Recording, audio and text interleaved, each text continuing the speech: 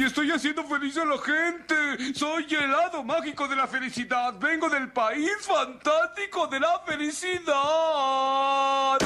La Bastardilla es nuestra. Todos los martes a las 19:30 por Radio Heterogénea. Ah, por cierto, estaba siendo sarcástico. Ya lo sabía.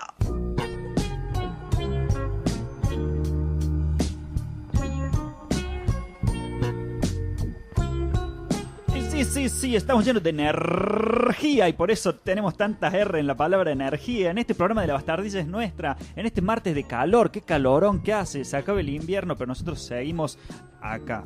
Claro, está entre nosotros ese acá como que se instalado. acaba Bajó un poco el Te gastaste tono. toda la energía en las R, creo. Sí, se me acabaron, pero ahora las recupero porque vamos a estar hablando de muchos temas interesantes. Vamos a estar recomendando series y películas. Vamos a hablar de la película The Guest, de la serie High Maintenance. Vamos a tener una espectacular columna para el recuerdo de Emi.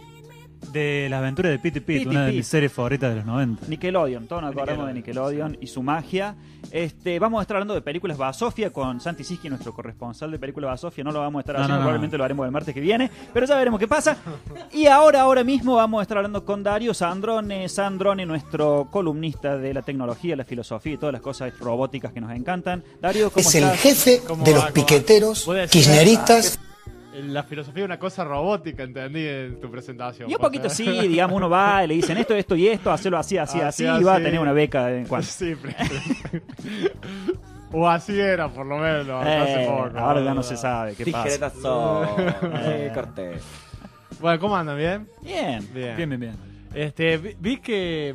Porque hoy vamos a hablar de Ada Lovelace, que es una mujer que vivió en el siglo XIX. Pero vi que en la publicidad de la columna no pusieron ninguna foto de ella, porque no encontraron ninguna, ¿o no? No, porque va tu no. foto, vos sos más importante porque vos hablas. de eso. Yo voy a hablar de eso. Sí, decidimos poner la foto de un hombre porque la Bastardilla se mantiene bien patriarcal, digamos. Dijimos, bueno, es un hombre que importante que habla de una mujer, que creo que ese era el sentido. De hecho, bien. vamos a hablar acá todos hombres de una mujer. Sí, exactamente. Pero a lo mejor, vamos a empezar a hablar de... Tenemos problemas técnicos. Hola, ¿sí? ¿No? ¿Todo se escucha? Todo se escucha. Franquito Romoli acá jugando con la cajita. Bien. No, yo estoy arreglándolo. Ah, bien. Digamos, lamentablemente vamos a tener que empezar a hablar de un hombre, digo, porque Ada Lovelace, que es Calumnias. es una mujer que nace ahí al filo del siglo XIX, 1800 aproximadamente, era hija de el poeta inglés que es Lord Byron, ¿no? Aquel poeta la hija de romántico. Lord Byron. Es la hija de La hija de No Byron. Empezamos con la la hija mina de fue Lord la primera programadora de computadora, pero sin embargo la ven en el barrio y le dicen, vos sos la hija de Vos Lord sos la- Byron. No había forma de que no se la... Pero él escribía cuentitos de vampiros, igual de importante. Claro, digamos. sí, O sea, sí. Sus contribuciones fueron casi lo más importantes.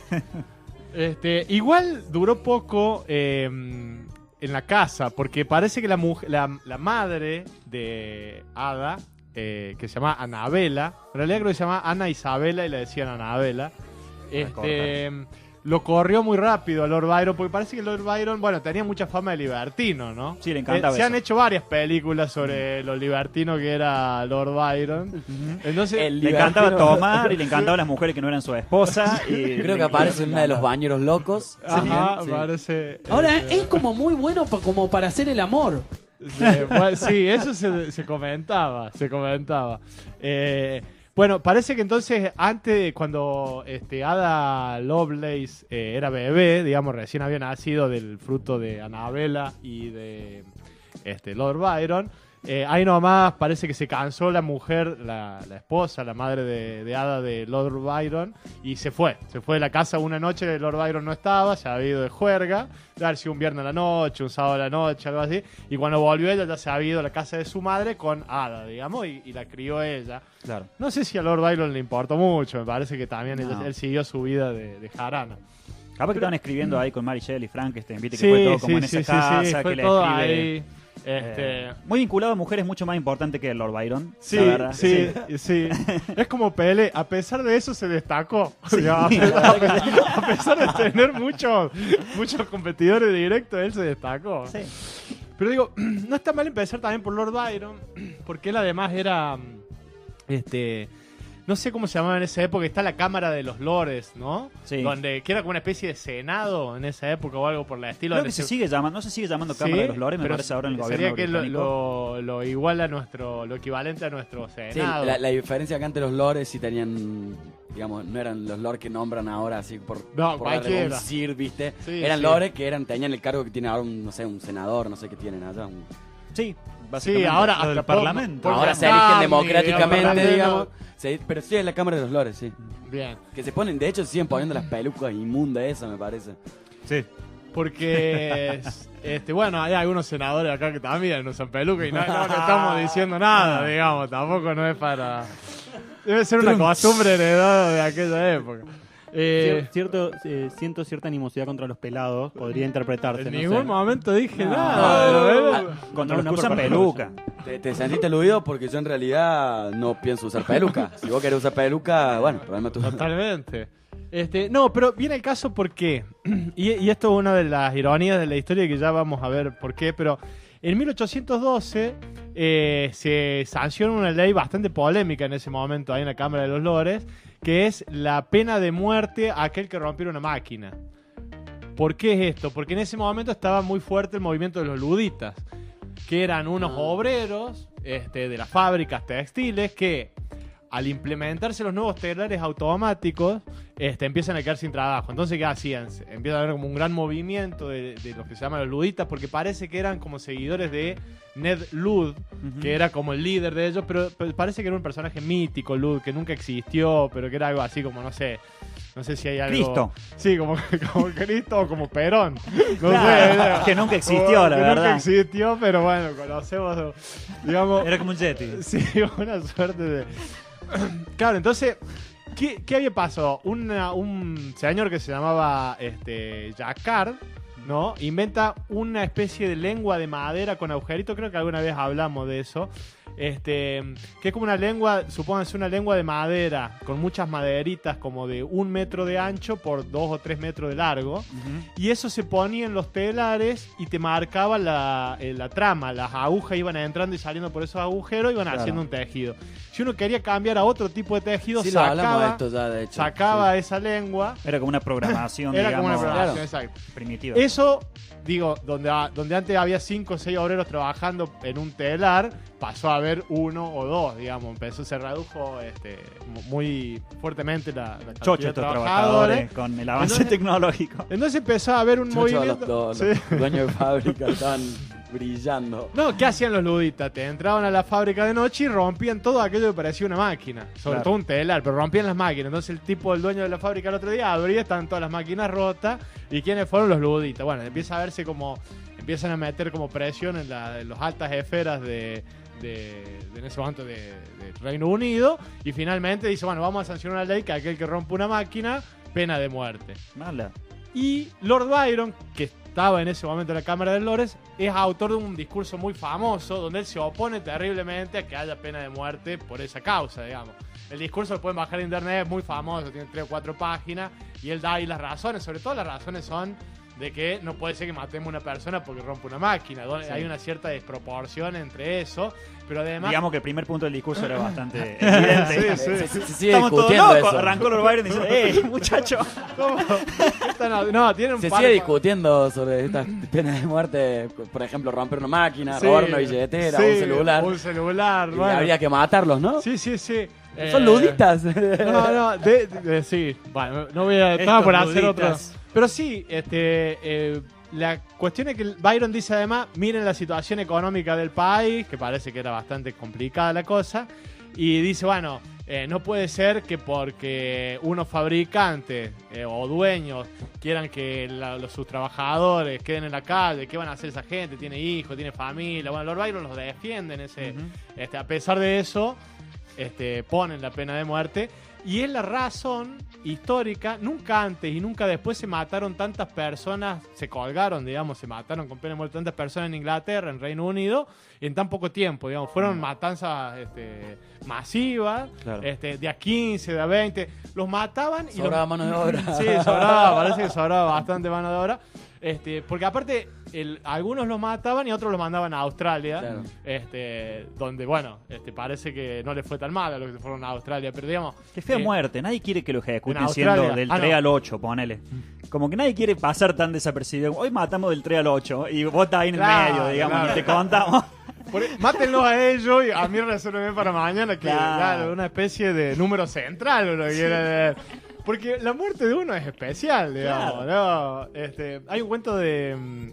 ¿Cómo es el del almohadón de plumas? ¿Quiroga? Quiroga, que el tipo va a saltar un alambrado, está solo en el campo, va a saltar un alambrado, se enrieda, cae arriba del machete y empieza a desangrarse y morir. Y el tipo dice, ¿cómo puede ser que me muera? Viene el caballo, lo olfatea. Dice, no viene ninguna tormenta, no Qué viene nada, no noble. pasa nada. Y se termina muriendo ahí en el pasto, digamos. Un garrón de la gran flauta. Pero Volviendo. bueno. Entonces, volvamos al caso de... ¿Por qué es importante esto? Parece ser que... cerremos el capítulo por el momento de Lord Byron. Parece ser que Ada, su madre Annabella, la lleva en ese momento a...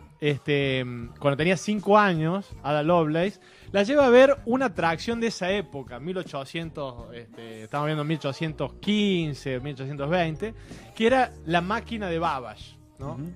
Charles Babbage era un matemático, mecánico de la época, muy famoso. En ese momento era medio médico, medio ingeniero, porque en ese momento no estaban como las carreras, Claro, digamos, claro, no estaban las como- universidades así con carrera, ¿qué vas a estudiar, hijo? Y eran todo más o menos lo mismo. Interdisciplina. Un hombre de ciencias, digamos, ¿no? Claro. Eran hombres de ciencia que eran personas que tenían cierta posición económica y podían desarrollar todo lo...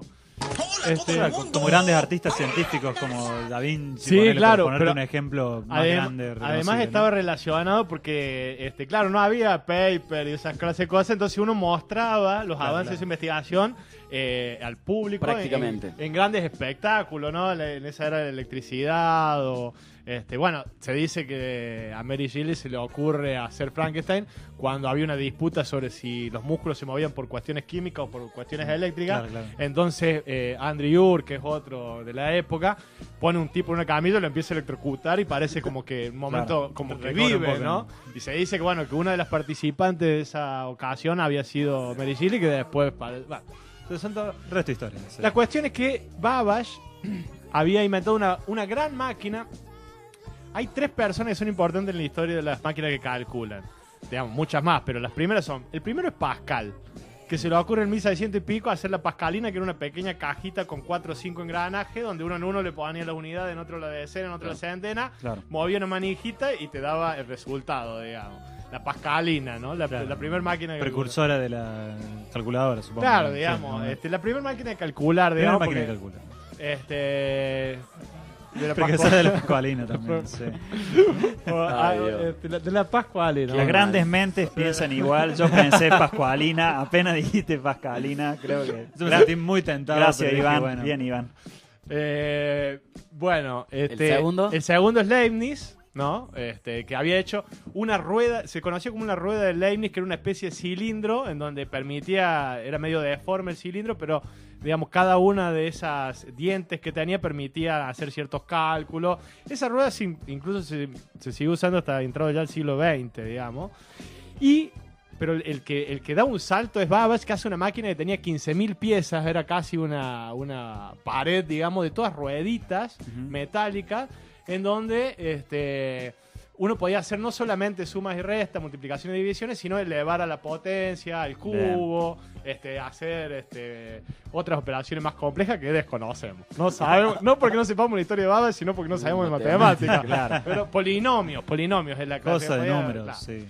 Entonces esa era la máquina como muy famosa de la época. Incluso la madre, que después Annabella, escribió en el diario: fuimos a ver con Ada la máquina pensante, vimos cómo extrajo varios números de la segunda y tercera potencia y extrajo la raíz cuadrada, mientras la mayoría del público contemplaba atónito.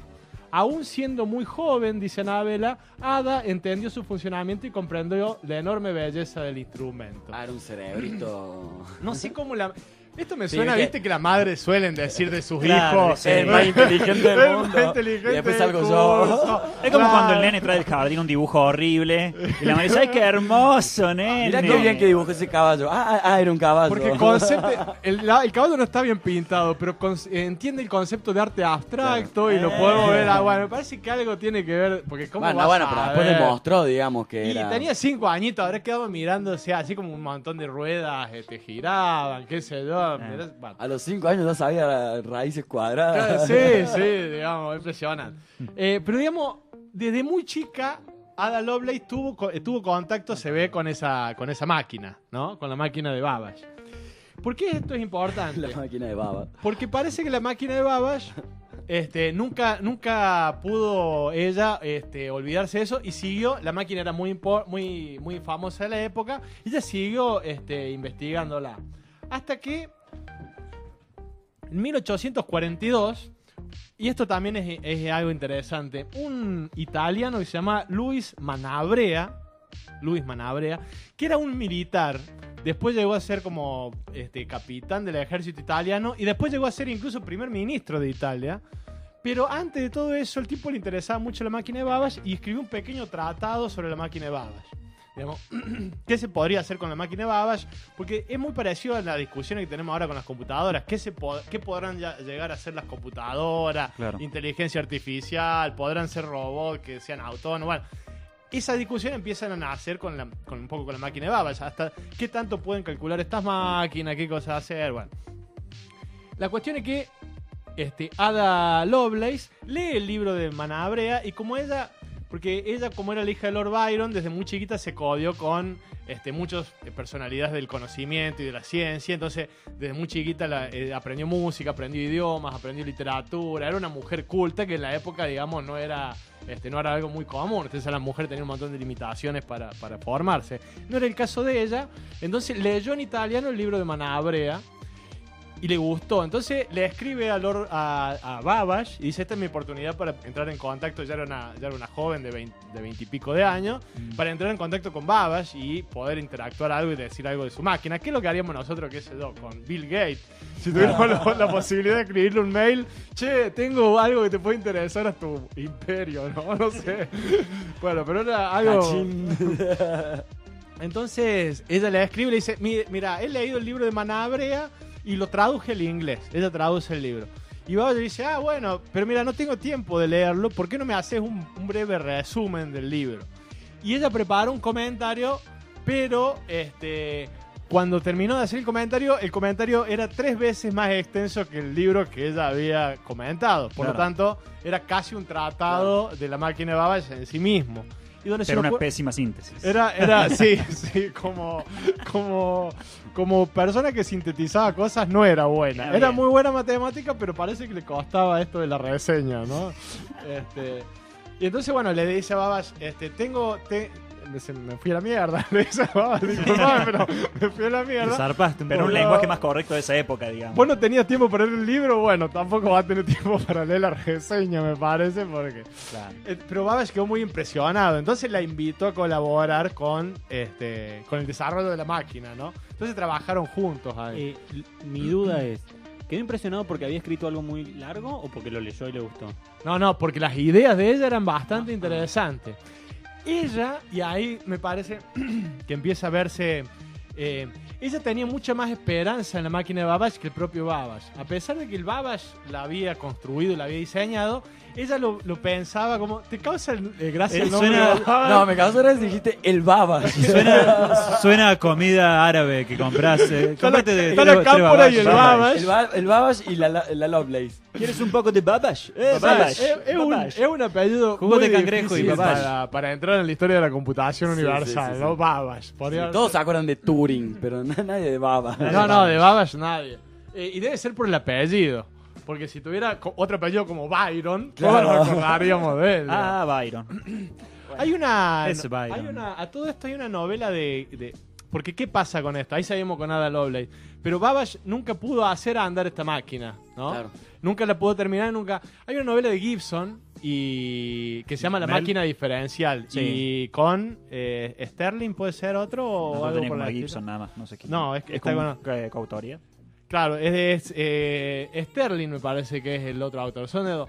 Donde imagina que Babbage finalmente pudo construir la máquina. ¿Cómo se llama? Perdón, la máquina diferencial.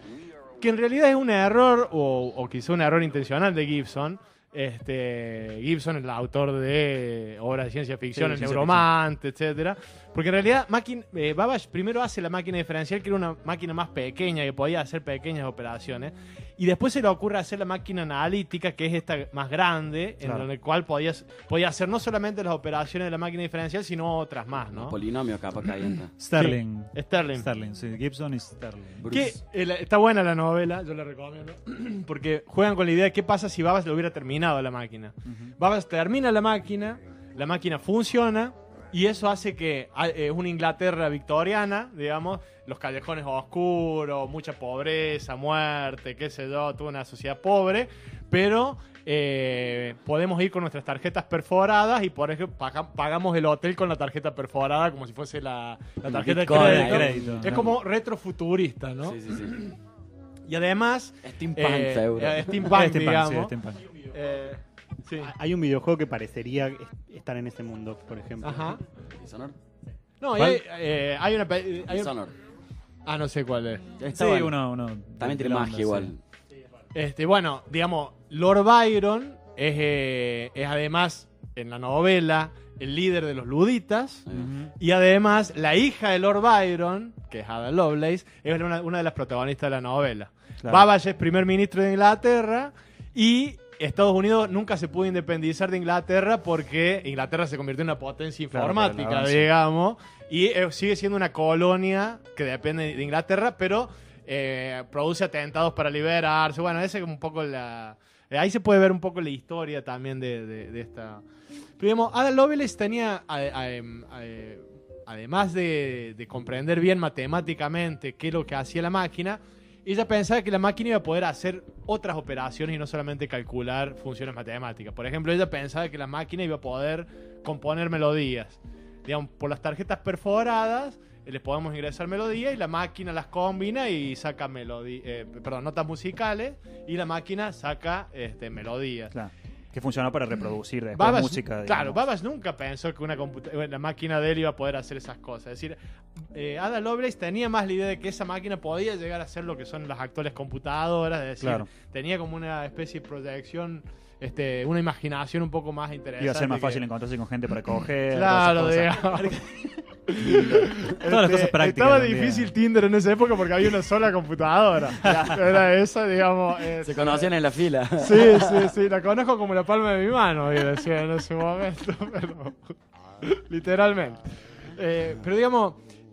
¿por qué arruinamos el legado de gente tan importante con chiste infantil? No tendríamos teléfonos, chicos. La que le sugiere a Babbage incorporar tarjetas perforadas es justamente Ada Lovelace. Claro. ¿Y de dónde se le ocurre a Ada incorporar tarjetas perforadas? Justamente de los telares de Jacquard, de la lengua esta de que Jacquard... claro, juntó dos máquinas, digamos. Claro, digamos. Por eso se suele decir que la primera máquina programable fue el telar de Jacquard, porque esta idea de meter y poner programas y sacar programas aparece ahí. Pero a ella se le ocurre, de hecho se dice que Babbage tenía en su pieza una gran tela con la cara de Jacquard, digamos, como que había sido el inspirador un poco de esta idea de las tarjetas perforadas, que además empieza a desarrollan ellos algo que Turing después rescata, que es una especie de carro donde había muchas tarjetas perforadas y que el carro pasaba, sacando de a una, digamos. No, pero volvía. O sea, porque cuando vos le decís buscar los números primos que hay entre 1 y 100, empieza a pasar 1, 3, 7, pero va y viene, digamos. Claro. Que Turing explicaba eso. Cuando vos le decís Turing explicaba, las computadoras pueden hacer lo que él hace un humano cuando vos le decís a tu hijo, anda todos los días al zapatero hasta que tenga listos los zapatos. Claro. Entonces el chico se levanta una mañana, va al zapatero. ¿Está listo el zapato? No, vuelve. A la otra mañana se levanta, va al zapatero. Nosotros podemos hacer esos ciclos, pero en ese momento las computadoras no las podían hacer. Y eso era lo que lo distanció un poco. los que permiten hacer eso un poco es Babbage con Ada Lovelace, que se le ocurre una especie de carro mecánico que pasaba las tarjetas y si no encontraba el resultado volvía a pasar hasta que finalmente lo encontrara, ¿no? Que es uno de los principios básicos de la computación moderna. Claro. Entonces ellos ya tenían ahí bastante, digamos, entre ellos trabajaban bien, pero había ciertas rispideces. Sobre todo, Ada Lovelace era muy buena en las matemáticas y parece que Babbage se equivocaba bastante. Y ella todo el tiempo le decía, estoy cansada de demorar tanto porque, bueno, te salen bien los cálculos. Viejo cosas vago. por el estilo, viejo vago. Otros dicen que no es tan así. Porque acá parece como una línea feminista que rescata a Ada Lovelace como alguien que ha sido invisibilizada en la historia de la tecnología. Porque se dice que ella... pero si eso no pasó nunca. No, jamás pasó. Menos con gente que manejara fierro, ¿no? Claro. Eso nunca. No, pero ella parece que hizo las primeras instrucciones, fórmulas, ¿no? Matemáticas o lógicas, con las cuales podías acomodar las rueditas para que hicieran la fórmula. Bueno, hablabas antes de la imaginación, eso de abstracción, poder de abstracción también, ¿no? Sí, pero ahí hay como una capacidad de entender cómo. Porque, digamos, uno podría pensar, bueno, acomodo las rueditas en función de prueba y error hasta que me da el resultado que quiero. Pero cuando son 15.000 rueditas ya no es tan fácil. Entonces hay que empezar a hacer fórmulas matemáticas, a ver qué deberían hacer cada rueda, qué algoritmos, tamaño... Y cada pezuña, qué distinto tamaño tiene que ecuaciones de tener para entrar. comportamiento. ¿Qué diámetro Una tiene que locura. tener cada rueda para enganche con cada rueda y haga tantos giros para que entonces Eso es prácticamente todo. esa, digamos. como dice Emi, esa es una idea de algoritmo. Por Claro, eso se dice que los primeros algoritmos los diseña ella, cuando diseña fórmulas para darle de instrucción a las máquinas. Te cagué la parte del algoritmo, sorry. No, le iba a decir, pero Estaba otros justo. dicen que no, que en realidad ya Babbage había hecho ciertas instrucciones para la máquina, no tan sofisticadas como las que después hizo Ada Lovelace, Claro, claro. pero que ya había hecho Bueno, algunas pero a instrucciones. ver. Yo no conozco bien en detalle, pero hay 2 o 3 algoritmos que son como los fundamentales porque eso abrieron la posibilidad de hacer grandes cálculos. Y la disputa es quién se le ocurrió esos algoritmos, si a Ada Lovelace o a Babbage. de digamos. Yo no confío en Babas, ¿qué querés que te No diga? confío en Con nadie ese que- apellido, no hay Ese forma. PC de Babbage. Bueno, la cuestión es que, como decía recién, nunca terminó la máquina, Babbage, y después se separaron, y parece que ahí empezó como Ada Lovelace a empezar a sentir ciertos problemas de salud. Era una mujer muy nerviosa, muy muy activa, pero muy nerviosa y muy no se alimentaba bien. Y, digamos, entonces, bueno, empieza a tener problemas de salud, pero en su última parte de su vida, y esto me parece interesante, se volvió adicta a las carreras de caballos, Mira, al hipódromo. Y junto Qué con pena. un grupo de amigos que tenían, ¿pero por qué? Usaba su Seguro que habilidad, ganaba, usaba su seguro que habilidad para ganaba. apostar. Se obsesionó. Era como Rhyme Woman. No, claro, se obsesionó, en la última parte de su vida se obsesionó con esto que dice el Emi, que es Claro. una fórmula matemática que te permita por anticipado saber qué caballo va a ganar la carrera. Bueno, justamente estoy leyendo toda la saga fundacional de Asimov y trabaja sobre eso, las probabilidades, pero a nivel sociológico, digamos, la novela. Entonces, las probabilidades de que en el universo pasen ciertas cosas de acá a 600 años, ponele, porque es una guía, la humanidad conquistó la galaxia, digamos. Ajá. Y trabaja siempre sobre los números. Pero qué es la idea de que uno puede Habla de llegar a... la ciencia esta que crea, digamos, Asimov para la novela, es la psicohistoria.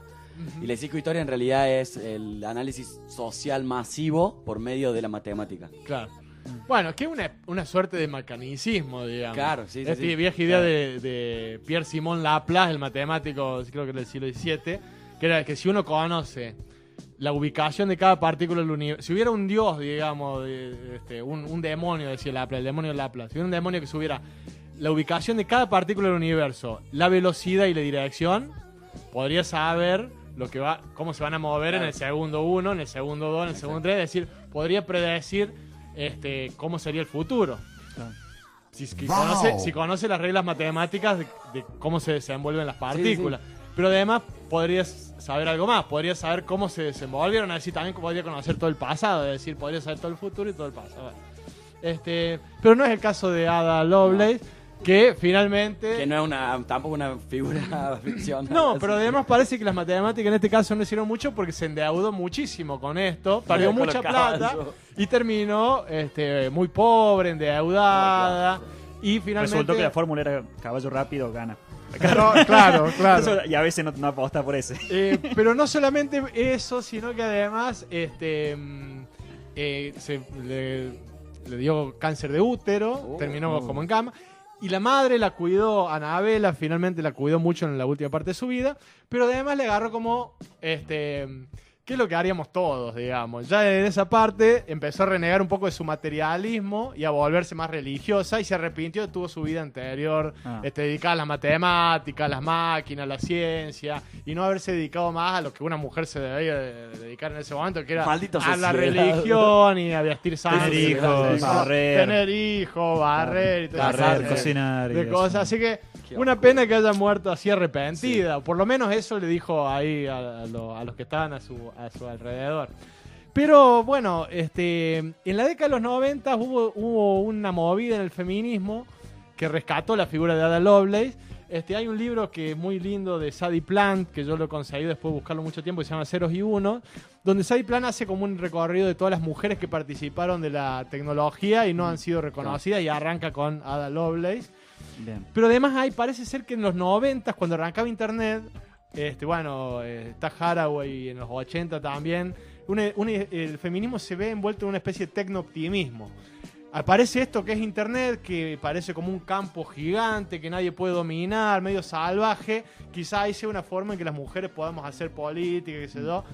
Parece que hay una desilusión finalmente, porque hoy en día los grandes dueños de las empresas tecnológicas Internet son todos masculinos, Internet sigue siendo un espacio masculino, las carreras de ingeniería son espacios masculinos, es decir, la gente que programa máquinas en general son varones, digamos. Entonces parece que esta movida de los 90, donde se ve como Internet como una posibilidad del feminismo de poder hacer cierta batalla de igual a igual ahí, finalmente también ha sido decepcionante. Pero en este librito rescatan la figura de Ada Lovelace como una de las mujeres que participó, si se quiere, en el desarrollo de la computación moderna, y que por ahí nadie la recuerda, como Emiliano, que no buscó fotos de ella para poner en la publicidad. Yo no hice la publicidad. Yo soy el que hace las publicidades de mi culpa. Trata de no atacarme desde el nacimiento. Disculpame.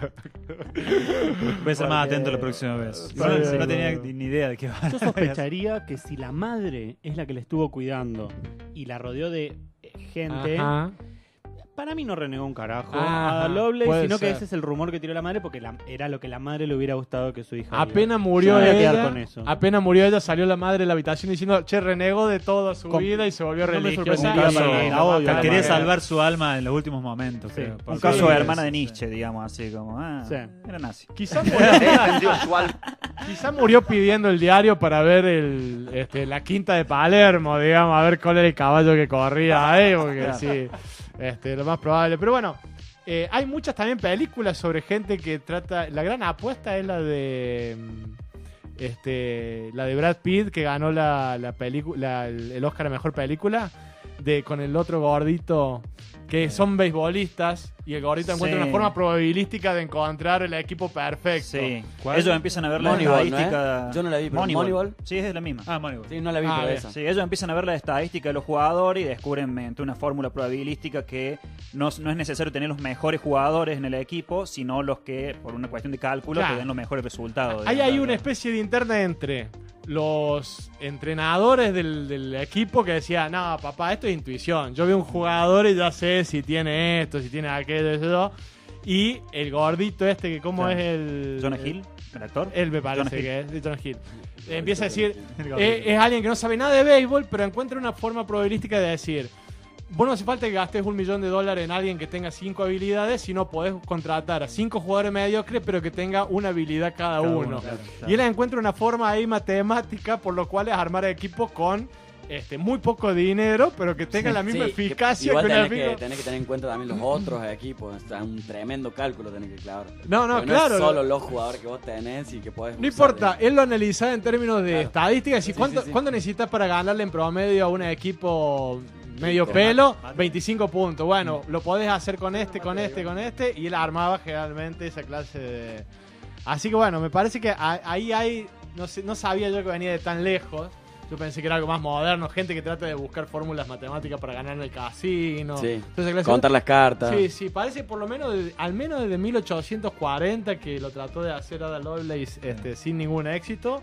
Eso ya se quería hacer, ya se intentaba hacer. Sí, pero como loco, qué loco que tan temprano, digamos, sigue estando esa naturaleza humana de apenas tenés una ventaja, tratar de usarla para tu provecho. Sí, ¿no? sí. Es algo que no se deja de repetir mientras más atrás vamos en la historia. No, claro. Debería No, ser. bueno. Y después, digamos, lo que hace, lo que descubre Turing, que me parece que es importante ya en 1936, es porque la máquina de Babbage, vos las instrucciones las tenías que acomodar con las rueditas metálicas. Claro. Y los datos, por ejemplo, qué sé yo, 5 más 5, se lo metías con la tarjeta perforada. Es decir, los datos entraban por un lado, las instrucciones eran...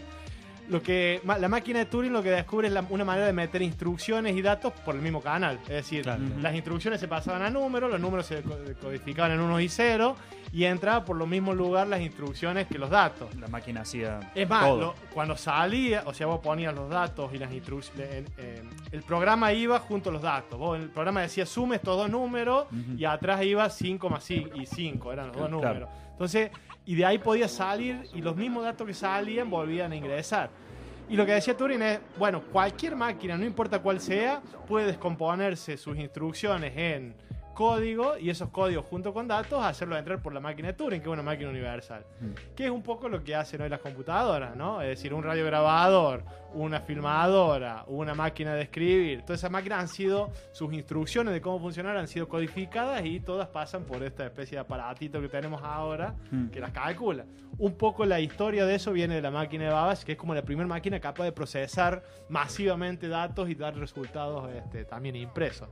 Es interesante esto que mencionas, estaba pensando lo de la lucha entre los que están a favor de la tecnología, Luditas, los que no, los luditas, y los que no, porque medio también pasa es como interesante lo de Lord Byron y su hija, porque medio que pasa el quiebre literario de la literatura. Lord Byron tiene sentido que él haya estado en contra de la pena de muerte para escribir romántico, máquina. Era un romántico gótico, digamos, magia, no le interesaba la tecnología. Y su hija, padre de los emos. la generación directamente siguiente, totalmente metida de lleno en la tecnología, que bueno, fue el inicio ya en la época de Mary Shelley, y toda esa época el inicio de la ciencia ficción, digamos, de la ciencia ficción moderna.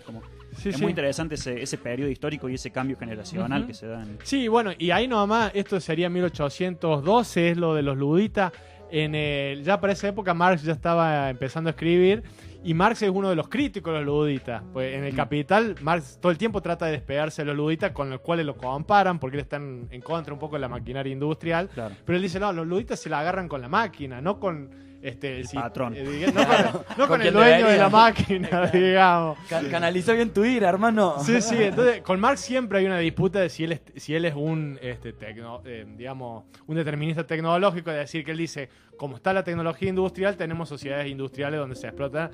Pero él ahí todo el tiempo, en el Capital, por lo menos los menciona 4 o 5 veces a la ludita, y todo el tiempo diciendo, a los trabajadores les costó mucho por el cambio más o menos el argumento de Marx es, a los trabajadores les costó mucho por el cambio abrupto de la tecnología pasar de entender que no era la máquina la culpable a entender que era el sistema de trabajo en el que se insertaba la máquina y digamos la culpable. Entonces al principio se lo agarraron, dice Marx, que ya escribe el Capital en el 67, es decir, 50 años después de la ley, diciendo hasta que ahora lo está comprendiendo. En realidad tampoco lo comprendía, nada más que él quería que lo comprendieran. Él y su partido comunista quería que lo comprendieran, pero esto se resuelve mañana, esto de la... Claro. No va a pasar. Marx era muy optimista. Pero no nos vayamos con esa reflexión, Dario. Terminamos diciendo algo dado Lovelace, pobre. No, me parece interesante dos cosas que dice Sadie Plan, por ahí podemos, para retomar la cuestión del feminismo, me parece que tendría que ser el mensaje. Lovelace, Sadie Plan arranca con la idea de Lovelace, pero después dice... Tiene dos tesis interesantes el libro de Sadie Plan, Ceros y uno que no está en castellano en internet, pero sí está en inglés, si alguien lo quiere buscar y leer. Dice, bueno, ella dice que este término optimismo que hablamos en la década del 90, dice, bueno, la mujer ha tenido siempre una complicidad con la máquina, con la tecnología, que tendríamos que aprovechar. Esa complicidad viene primero porque la mujer ha sido puesta por el hombre en la sociedad en el lugar de la máquina. ¿Qué es una máquina? Algo que no tiene una función, sino que puede hacer un montón de cosas. Está la máquina de limpiar, la máquina de reproducir, la máquina de cocinar, la máquina de rezar, digamos. Esa función de hacer algo automáticamente según el dueño lo requiera, entonces dice, bueno, desde por sí hay una complicidad entre la máquina y la mujer como género, ¿no? Digamos, la máquina es género femenino porque la mujer ha sido colocada. Y después hace un recorrido, a mí me parece interesante, de cómo la máquina, que esto es algo que decía Marx, porque ¿qué criticaba Marx? Y desde que está la máquina automática en la fábrica, los trabajos ¿cuál era la única trinchera que había entre el capitalismo y el hogar? Y que las mujeres y los niños no tenían fuerza, entonces no podían ser explotados en la fábrica. Claro. Cuando ingresa la máquina automática, ya las mujeres y los niños empiezan a trabajar también en la fábrica, porque solamente tienen que controlar lo que hace la máquina, digamos, a veces era un trabajo duro también. Pero dice, se acaba ahí la última trinchera con el hogar, la mujer y el niño también son absorbidos por el capitalismo. Y hay muchas feministas porque ahí hay como un dilema de realidad. Esta idea de Marx es efectivamente que el capitalismo puede absorber a la mujer también y explotarla, claro, o es que abre un poco el camino a la mujer a la integración de la sociedad. Sí. Y Sadi Plan explota esa línea. Por ejemplo, toma como ejemplo y desarrolla muy bien cómo las máquinas de escribir, al ingresar a los lugares de toma de decisión, los palacios, digamos, las presidencias, permite el ingreso de la mujer, que era la mecanógrafa. Eran todas mujeres. Si vemos Mad Men, por ejemplo, se muestra. Entonces dice, la máquina, tradicionalmente, siglo XIX para adelante, ha sido como una especie de pasadizo, por lo cual la mujer ha podido ingresar a los ámbitos a la explotación, pero también a la toma de poder. A los ámbitos de toma de decisión, digamos, a lo cual hubiera estado excluida si no hubiera estado la máquina, ¿no? Entonces, qué trucazo, ¿no? Explota un poco ahí esa línea Planck, que me parece interesante también. Bien. Y pone justamente a Ada Lovelace como un emblema en ese aspecto, ¿no? Alguien que estuvo muy ligada a la máquina, pero bueno, que tampoco no se la conoce o no se la reconoce. También interesante ver esta cuestión de, en ambos casos en género, pensando con Turing, lo que pasó con la vida de Turing y cómo se le oscureció su vida y sus logros por mucho tiempo, porque era homosexual, digamos, y cómo estaba, creo que en el momento en el Reino Unido era directamente ilegal ser homosexual, me parece. Hasta el 67 fue... Lo castran químicamente. Entonces, como está bueno esto que la discusión que tuvimos de esto de cómo los avances tecnológicos de tal vez las ciencias duras oscurecen muchas cuestiones que tienen más que ver con lo social, cultural y prejuicios, digamos. Podemos hablar, algún programa podemos hacer de la muerte de Turing, porque parece que no está claro qué pasó con Turing. Si efectivamente se suicidó o no.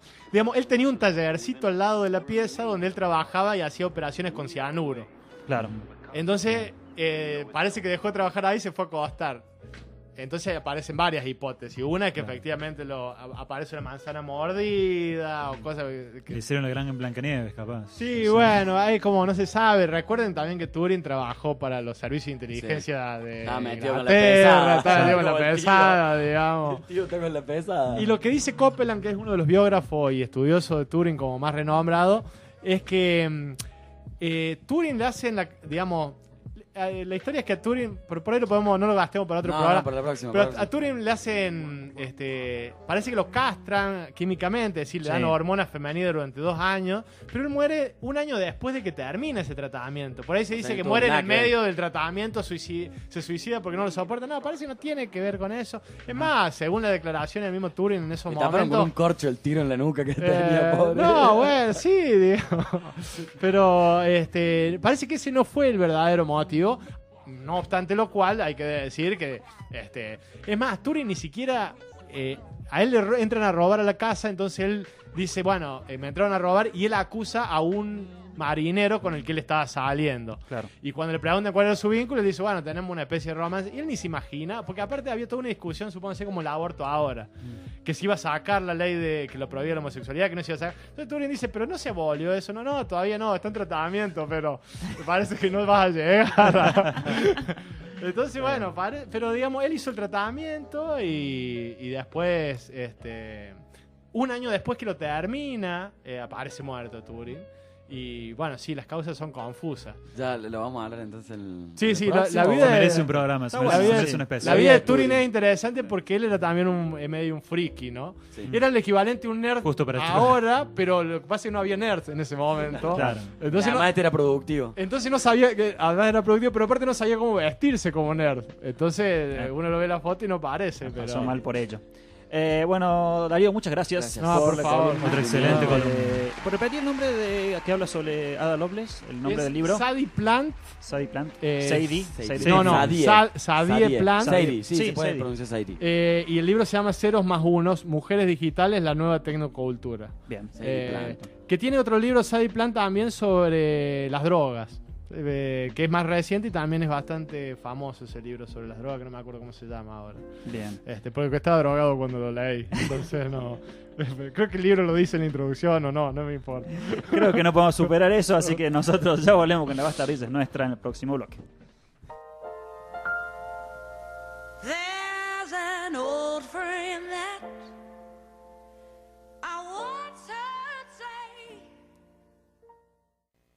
Ay, me encantan estos sábados de flojera. ¿Es martes, Homero? ¡Oh! ¡Ay, trabajo! La Bastardilla es nuestra. Todos los martes a las 19:30 por Radio Heterogénea. Estoy harta de estar encerrada en la casa toda la vida. Abre la ventana.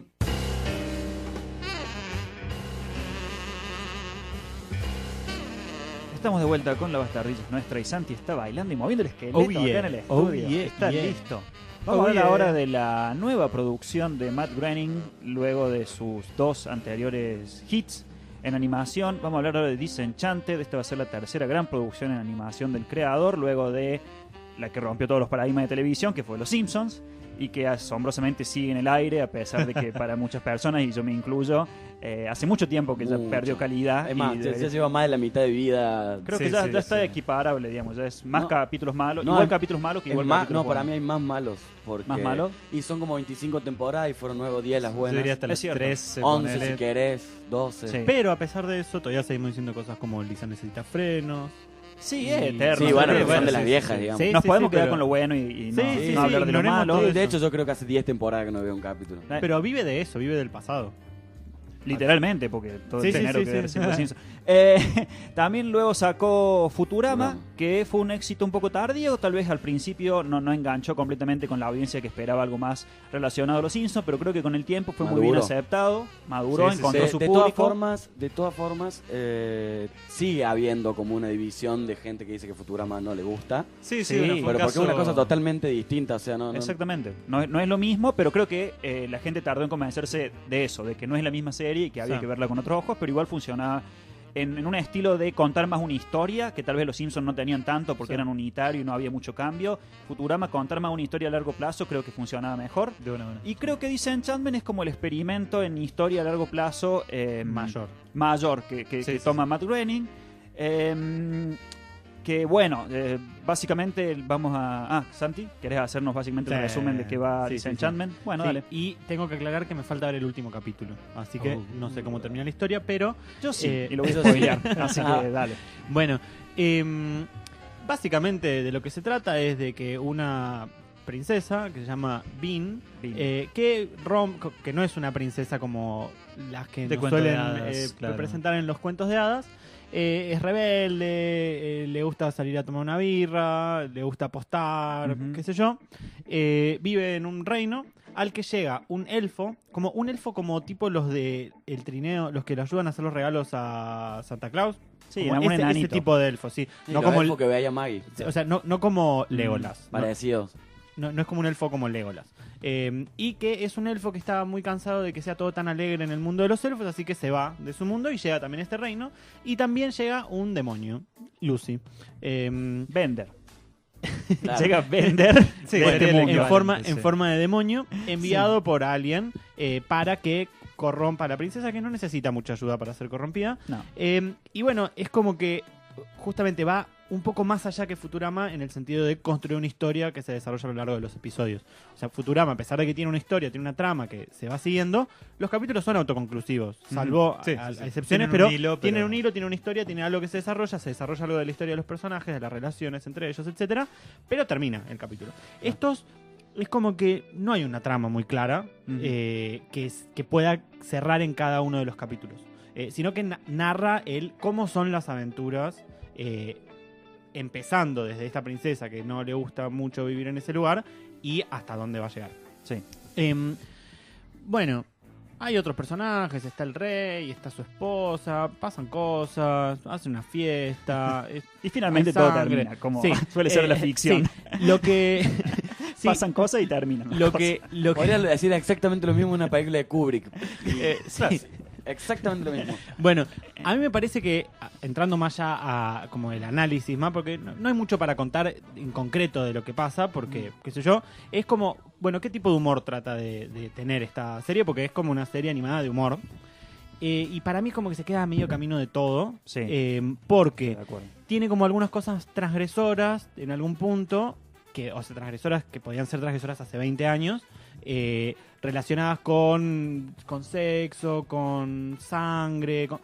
Los Simpsons no era tan sangriento. Creo que tal vez, perdón, como lo que más trata de transgredir, que vos lo mencionaste al principio, es con esta idea de, bueno, esta no es tu princesa típica, es una princesa que es una mujer fuerte, nueva, sexualizada, que es algo que ya lo han trabajado bien, muchas otras series para el momento. Es media anacrónica en ese sentido. Sí, para mí porque eso, romper es eso. con ese molde ya lo han hecho muchas series y lo han hecho mejor. Sí. Hasta lo han hecho los Simpsons también, Sí, con más inteligencia y más nivel en el humor. Me parece que, como más vos sutil, decías, mucho más sutil. se queda medio pelo en este sentido. Me parece que no está criticando es algo... es como si fuera una serie que cree que está siendo transgresora y no Claro. lo está haciendo. Eso, no sabía cómo expresarlo, pero esa sería la forma. Como que dijo, es como si Matt Groening no hubiera visto nada de lo que pasó en la animación en los últimos 20 años. Sí. Y dijo, ya sé, se me ocurrió una idea re zarpada, voy a ser una princesa, pero que sea una borracha y un elfo que esté triste. Sí, qué buena idea. Y es como, no, ya está, ya se hizo eso.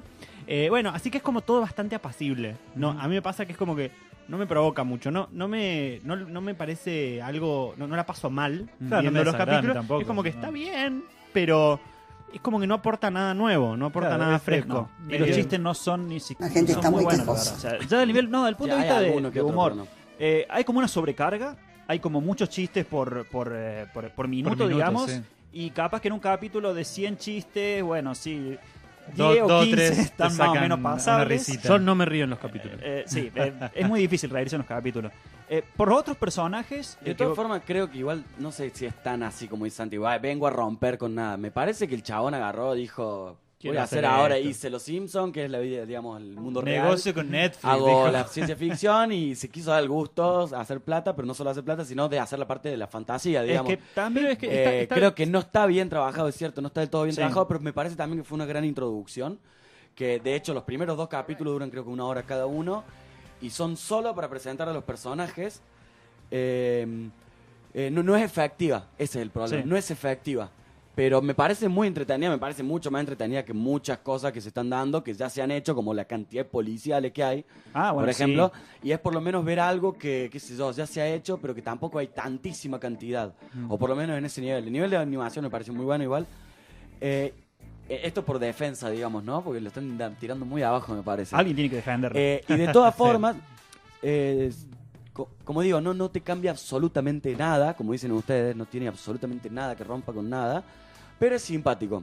Claro, no y perdés creo nada que viendo. tiene posibilidades, conociéndolo La Matt crítica Groening. que todo escritor quiere escuchar de su obra. No, conociéndolo Matt No Groening y cambia lo que hizo nada, en pero es Futurama. simpático. Futurama, no sé, la primera temporada, no sé tampoco si es tan buena. Yo creo que sí. Pasa Ahora que digo sí. por qué. Yo no recuerdo nada, ese es el problema. No, Futurama. yo lo que sí creo que Pero tenía... ¿qué pasa? Me parece que con el tiempo puede llegar a proyectar algo un poco mejor que lo que fue la primera Hay que temporada. darle tiempo. En ese sentido le doy un poco de fe. Claro. Pero es cierto que ya está, o sea, Groening es como que estaba muy retirado el tipo, me parece, ¿no? me parece que, como lo que estamos Además, diciendo no es más o solo menos, él, es son que... Es él y otro chabón escriben. Sí. Puede ser, porque, bueno, Ah, te tarda digo. más tiempo. Lo que estamos diciendo es como lo que dice Franco, es sí, o sea, es una serie que se puede ver, es entretenida, pero también me parece que también al mismo tiempo se queda medio camino en muchas Sí. cosas y en la ejecución. Sí, Con sí. lo que respecta a los personajes, tal vez el que está más desarrollado, que ya está, como dijimos, mejor trabajado en otras ficciones, es el personaje de Bean, Sí, que es la la princesa. protagonista y está bien que esté desarrollado.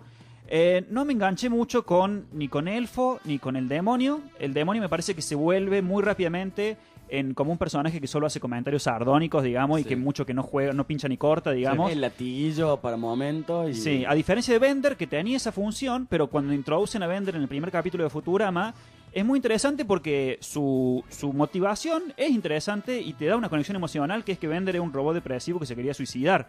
Así empieza Bender en Futurama. Claro. Fry también tiene una motivación emocional muy fuerte, que es, bueno, está bien, es chistoso que viaje al futuro, pero lo menciona en el mismo primer episodio, viaja al futuro, pero todo lo que él conoce desapareció y toda su familia está muerta. Y Lila, que básicamente está perdida en la vida y quiere hacer otra cosa de lo que le imponen. Me parece que si comparamos ese grupo de 3 con Futurama, con el grupo de 3 de Disenchanted queda muy corto. El personaje de Elfo, la motivación me parece muy floja, es básicamente... Es medio ridículo y flojo. Él es un elfo que no quiere estar feliz como sus compañeros de elfo y por eso se escapa. Y se enamora la de princesa quiere vivir de otra forma, pero sigue siendo Después princesa. se explica algo más por qué lo haría, pero que tampoco tiene mucha relevancia. La princesa arranca que su gran problema es que la quieren casar por conveniencia y ella no se quiere casar. No se casa, efectivamente, y eso se abandona completamente y a nadie le importa. Claro, digamos, ella sigue viviendo en el castillo, princesa, haciendo lo que quiere, y como que a nadie le importa que no se casara, así que ¿para qué esa historia? Creo que en ese capítulo está el mejor chiste de toda la serie. La muerte. La muerte del prometido. Sí, que se clava el Game of Thrones ahí. Creo que la serie arranca como una historia que por eso me parece que muestra un poco de promesa para la segunda temporada. Claro. En la segunda mitad, séptimo, octavo capítulo, hay algo que hacer. O sea, literalmente hay un tipo que les da una misión al estilo bien juego de rol medieval. Una quest y le dice, bueno, ustedes vayan y hagan esto, consigan estas cosas, y bueno, eso es algo que me parece que tendría que haber estado un poco antes, digamos, como tendrían que haber... ¿Qué es lo que tiene Futurama, digamos? Esos son repartidores que tienen que ir a otro mundo y por eso entran en la aventura. Y está claro. A ver, tiene que volver a entrar eso, él no se está dando cuenta, Matt Groening, claro. Tiene que explotar por ese lado, tiene que volver a hacer lo mismo con esto y le puede salir algo nuevo, pero... Si trata de hacer esto que ustedes dicen, realzar esta figura de lo no femenina de una princesa, es como... Bueno, la serie es casi frustrantemente cerca de ser muy buena, ¿no? Por eso, a mí sí me generó cierta simpatía algunas cosas. De hecho, el rey me generó simpatía. El rey es un tirano, digamos. El chabón es un desastre, que después lo suavizan igual bastante. Sí, lo suavizan mucho. Pero es un tremendo tirano y es un asesino, un genocida el chabón. Está esa oscuridad. Pasa que para mí la solapa demasiado por momentos. Para mí tiene presente oscuridad, que está bien. A esta altura todas las animaciones son bastante oscuras. O sea, ya estamos muy acostumbrados a pero eso. está muy pintada por arriba. Eso, es como que lo muestra, sí, gente desmembrada, qué sé yo, pero es como, o sea, no sé, no genera relevancia eso. Claro. Si no hay ninguna consecuencia, entonces no es grave, digamos. Y eso pasa todo el tiempo. Sí, o sea, gente que cae muchos metros y dice, oh, no me voy a morir, y cae y no le pasa nada. Y es como, ¿cuál es la lógica del mundo? Sí. No, bueno, pero eso sí lo dicen literalmente. No sabemos bien cómo funciona esto de la magia y no sé qué, pero... Y tenemos justo en ese momento pasa una de estas cosas que decimos, bueno, se cae alguien y no se muere y va a decir, tengo una comparación. Yo vi otra serie que no sé si es eso es Re Simpson, por ejemplo. Netflix o no. Sí. Que es esta Final Space. Que vi el primer capítulo y dije, ¿qué carajo es esto? Me pareció malísimo, me pareció un humor re estúpido, o sea, muy pedestre. Toda la serie, pero está bien. Para mí, después mejora un poco y me resultó mucho más interesante ver esto y ver qué carajo iba a pasar con esta serie que qué pasaba con Bean. De todas formas, la estoy viendo, Disenchanted, veo... ¿Tammy Bean se llama? Se llama Tía Beanie. Tía Beanie. Se llama Tía Beanie, María Beanie. Así. Bien, Groening, bien. De la Rochebox, Drukowitz. Esto me parece ahí medio Jewish. No, yo igual para pasar un rato yo la recuerdo. Es mirable, digamos, y no perdés nada en verla. Acá estoy leyendo que la temporada le van a dar 20 episodios. Primero van a sacar los primeros 10 y después van a sacar los otros 10 todos juntos, digamos. No es que termine esta primera temporada. Estos fueron los últimos 5. Así que bueno, podemos dar un poco de oportunidad porque yo la forma en que la veo a las series, bueno, Matt Groening metiendo los pies en terrenos en los que quizás no pudo o no se animó en otras series. Entonces capaz que todavía no está bien, no se anima tal vez a ser un poquito más incisivo en ciertas cosas, ¿no? Claro. Así que podemos esperar a ver qué onda estos últimos 10 episodios y cómo evoluciona la serie después, digamos. Todas las temporadas de muchas series increíbles no fueron... Tardaron un poco en encontrar su camino, digamos, ¿no? Así que yo creo que le voy a dar un poco más Yo creo que sí, para la segunda temporada va por el lado que parece ir, que es estos personajes efectivamente van a tener algo que hacer y una trama que seguir. Creo que puede ser eso. No sé si esta serie es la adecuada para meter como el nivel de crítica social que tenían los Simpsons. Claro. Porque por la escritura hasta ahora no lo veo, digamos. No sé si tienen el equipo necesario para hacer y eso. es lo que dijo Santi al principio. Como que escatiman eso y le da mucho más sentido a una historia continua en vez de que el capítulo autoconclusivo. Sí. Entonces escatiman lo que es, digamos, un análisis en que un capítulo que vos agarrás y visitas a los tales para hacer una referencia al racismo, ponele, que es lo básico de la metáfora, digamos. O la analogía, en este caso no lo hace y lo único que hace es construir esta historia, pero que termina siendo siempre una introducción, digamos. Cómo reaccionaría en tal o tal o tal. Y todo sucede en Dreamland, salvo 2 o 3 situaciones, digamos. Sí, bueno, creo que para lo que se presta más esta serie, como decís vos, al ser un ambiente de fantasía, que apuesta a la aventura, ¿no? Y seguramente va a parodiar muchísimo el género fantástico, como lo ha hecho en ciertas ocasiones, como bueno, el trono de espadas y todo eso. No vi algo, pero también están todos estos easter eggs de que parece Fry como un par de veces. En un momento hay una estantería con pelucas y está el pelo de Fry. Y después en un momento cuando el diablillo, creo que el último capítulo, le muestra la bola de cristal, que se ven como imágenes en Rewind. Bueno, parece que hay en un momento una imagen, vi una foto por ahí por internet, que es un Fry adentro de una nave. Te está metiendo, ha metido un par, parece que hay varias. Era obvio igual que también iba a usar ese recurso. De una manera. Igual, bueno, y también destacarle el elenco de digamos, los que hacen las voces. El que hace de Lucy es Eric Andre, lo ubican al comediante Eric Andre. De Adult Swim. De Adult Swim. Y hablamos el otro día que el príncipe, el segundo pretendiente, como se llama, príncipe. Dame un segundo. El que se transforma en chancho. Sí, se transforma. Merkimer. Merkimer Es efectivamente el gordito de Out Crowd. Sí, efectivamente se llama. Merkimer. Matt Berry se llama. Ahí va. Casi, bueno, muy cerca de Mike Watson. Matt Berry. Y el que yo pensaba que era Mel Brooks, que el rey, en realidad es John DiMaggio, que es el que hace de Mel Brooks no está muerto. No. Pensé que estaba. Pero tenía una voz media. Me tiraba un poco a un Mel Brooks. ¿Y Bean quién le hace? Se llama Abby Jacobson. Es conocida por una serie que se llama Broad City. No sé si lo ubican, que son dos amigas que se la rebuscan en Nueva York. Sí, una serie muy, muy recomendada. Se la quieren ver un día podremos hablar de Broad City. Bien. Bueno, Disenchante. Sí. La perfección no existe.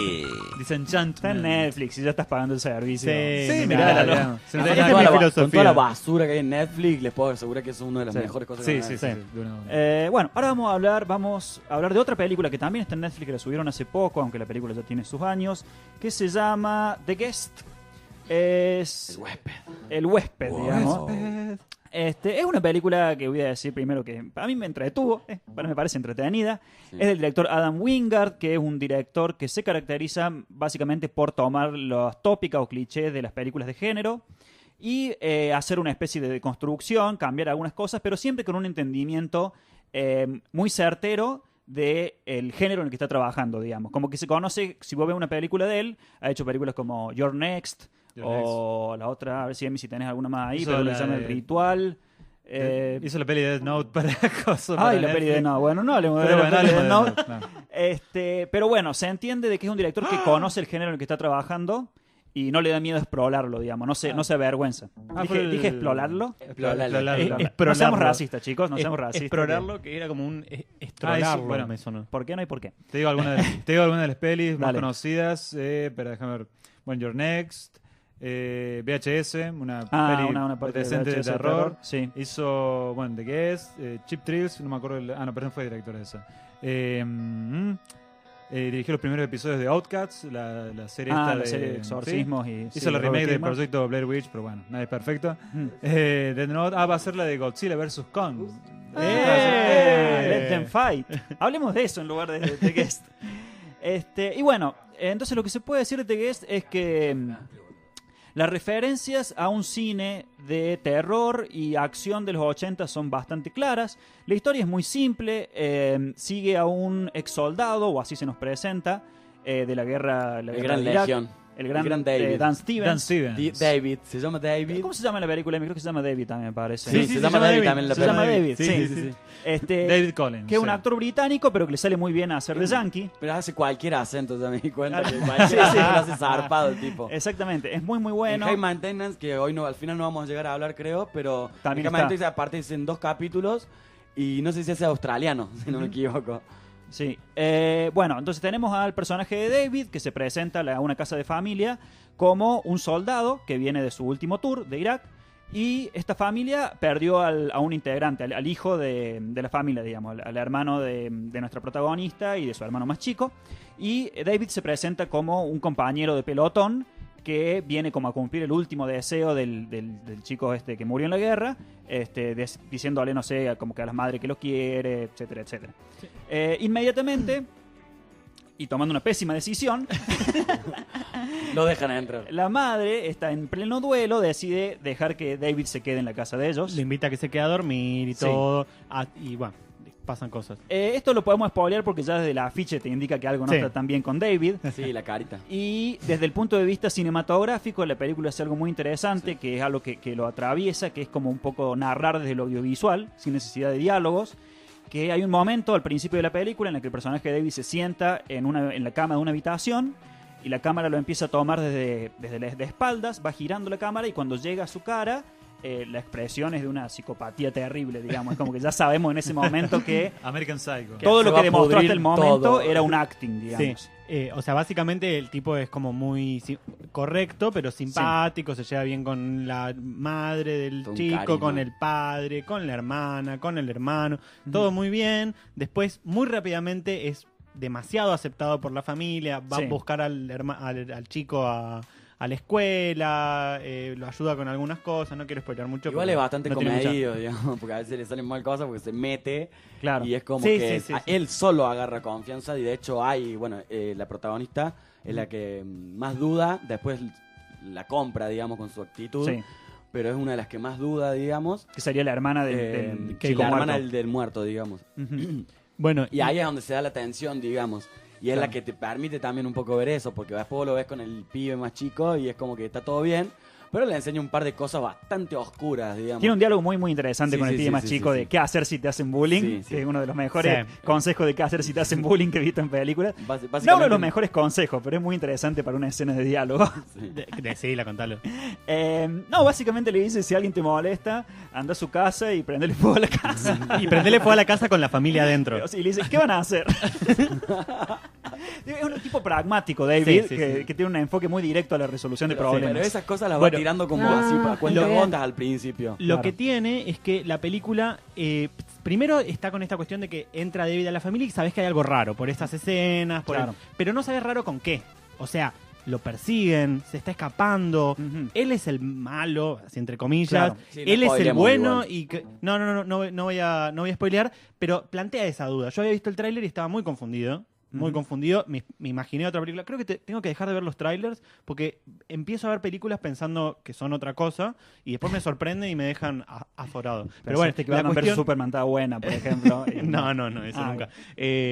Aguante Amy Adams. Bueno, pero la cuestión es que todo se desarrolla de una forma que uno, para mí, pues yo no me lo esperaba tanto, Claro. y cambia de género la película. Sí. Para mí. Es Sí, como sí, que... sí. Sí, hace como 2 vuelcos, porque no es un Sí. twist, no es un plot twist, No, es un cambio de no. género. Es un cambio que se convierte en una película de terror en un Lo hace, momento. 2 veces lo hace eso. Sí, Es un cambio de tono, digamos. Cuando Sí, aparece sí, completamente. uno que en teoría lo está buscando, Sí, es sí, un- sí. ahí cambia de otra a Completamente. otra parte, porque empieza como un drama en cierta forma. Parece un drama intimista de una Sí, sí, en un sí, sí, pueblo, sí. qué sé yo. De Vos repente decís, hay me una- voy a comer un garrón de Sí, aburrimiento. sí, sí. Y de repente aparece una Y tac, escena tac. en la que te da una dimensión global de la situación que es y cómo va a llegar esto a qué. Y de Y hecho, después hace un giro más. y de Funciona hecho muy bien cambia- porque el ritmo de la película, como mencionamos, y hasta ese giro de tono, va escalando desde el principio hasta Claro. el final, y el tercer acto es muy loco. Y escala cinemáticamente Ese- también, digamos, los movimientos, la forma de los seguimientos de las Se cámaras, acelera. todo. Sí. Y más cámara en movimiento, por ejemplo. A mí lo que más me gustó, yo la verdad quedé muy confundido después de la película, me resultó Estoy entretenida. tan sorpresa pero- como todos ustedes. Pero no entendí qué carajo había terminado de ver, pero me pareció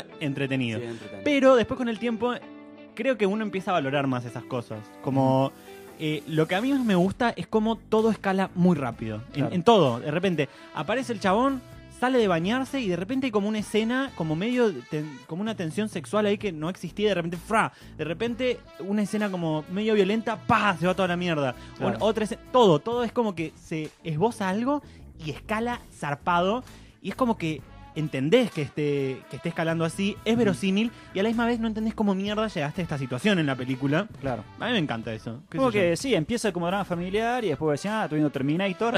Y ahí- estoy viendo ahí medio Halloween que- o Viernes 13. Y es ahí como medio que baja cambia. un poco, puedes decir, no, le metieron esto en serio. Sí. Pero es interesante después cómo Sí, le dan sí, ese claro. giro y después vuelve a cambiar, digamos. Y hasta tiene una escena de terror de los 80 con Sí. el escenario y todo, digamos, en un Sí. circo, en un laberinto de espejo o algo así. No, y ahí sabemos que, por eso yo decía al principio que el director se nota que sabe trabajar en ese género Sí. y hacer guiños permanentes al mismo tipo de película que está haciendo. Porque esa escena, hay una escena final, como dice Franco, que es como en una sala de espejos con música de sintetizadores, que uno dice, no tiene razón de ser solo porque se ve muy bien, digamos. O sea, Sí. como porque el director quería obtener esta escena Sí, sí, sí. y no tiene pero mucha más igual- razón de ser No, para pero eso. funciona también, me parece. la No, escena. funciona muy bien. Funciona Está mucho. una excelente mucho. Está escena de muy acción. bien desarrollada la Y además, escena. y además, no solo el desarrollo de la escena, sino lo que sucede, digamos, en toda esa escena. Pero también tiene una cosa de, ¿era necesario esto? Y para la película que estamos viendo y que el director quería hacer, era re necesario. Ahora, para la verosimilitud, no era nada necesario. ¿Por qué No. estaban esos espejos ahí? Nada que ver. Funciona como en Pero una está buenísimo. hiper realidad. No Sí, es sí, exactamente sí, sí, nuestro sí, sí. mundo, aunque es, sea real. es el homenaje, digamos. Sí. Sí. Después, una última cosa que a mí me parece destacable es que no se mete en dar largos detalles que expliquen las cosas. Hay un punto en que, bueno, lo que entendiste, lo que no se dijo, bueno, imagínalo, listo. Lo que estoy narrando es esto, no importa. Explicar de que si el programa, de que no sé qué, de que el que murió, de que... Bueno, no, listo.